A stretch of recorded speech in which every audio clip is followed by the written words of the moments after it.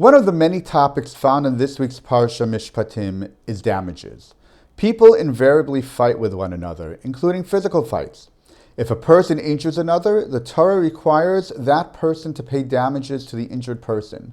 One of the components of damages that the Torah requires a person to pay is for the healing expenses. Yitain v'repo yirapeh. Rashi, quoting Onkelos, says that the Torah's intent is for the person to pay the medical bills, meaning the person needs to bring the injured person to the doctor. Can that be so? In Parashat Beshalach, God told us that, Ki ani Hashem rofe'echa, for I, God, will heal you. This means that it is God who is our doctor and healer, and not a human being. So if it is God who will heal this injured person, how can we bring him to the doctor for healing? It seems from the verse in Beshalach that it should be against the Torah to bring a person to the doctor. Indeed, the Gemara in Baba Kama 85a addresses this issue. The school of Rabbi Yishmael teaches that the phrase "v'repo yirapeh" from our parsha means that God has given permission for a doctor to heal. That is to say, the Gemara is telling us that while God is the ultimate doctor, we are in partnership with God. We do our part and put in 100% effort in what we do, and God does his part and blesses our efforts. As such, the Gemara stresses that the words "v'repo yirapeh" means that God not only granted us permission to bring the injured person to the doctor, but also granted the doctor permission to do his utmost to utilize his knowledge to heal the injured person from any of his injuries.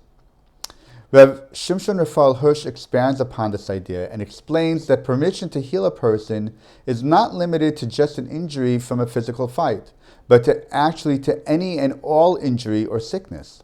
This clearly goes further than Rashi, who advocated just for medical bills.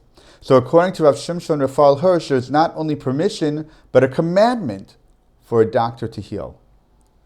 How do we regard the field of medicine? Some might say that healing is a mystical art. Even with all that we think we know, much of the field remains a mystery.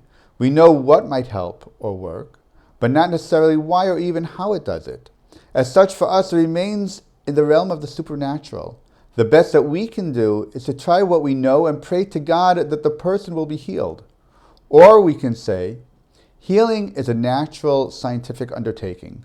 God built rules and laws into the universe. There is logic to everything that happens. There's cause and effect. If I do a certain specific action, then I expect that every time I do that same action, the result will be the same or similar. The body also works and functions according to specific rules. It is up to us to learn how and why. True, there is much that we still do not know. But with enough research, we can uncover new things about the body that we did not know until now. Through research, we can discover the interaction between different parts of the body, and even the deep inner workings of the body, such that we can develop the field of medicine to better heal the body.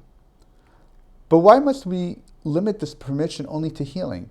True, medicine today is a very Jewish field of study, and the state of Israel leads the world in many aspects in the field of medicine. But why should progress and advancement only be limited to medicine and no other discipline?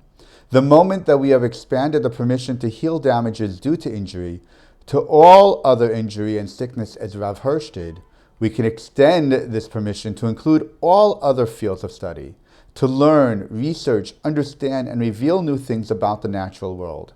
So, from two seemingly innocent and insignificant words in the Torah, "v'repo yirapeh," to heal a person from injury, we discover encouragement for scientific progress, fulfilling God's original command to Adam, "Umil'u et ha'aretz v'chivshuha." Fill the world and conquer it. How? Conquering the world by learning and discovering about it, and through that knowledge, going Michayel El Chayel. Shabbat Shalom.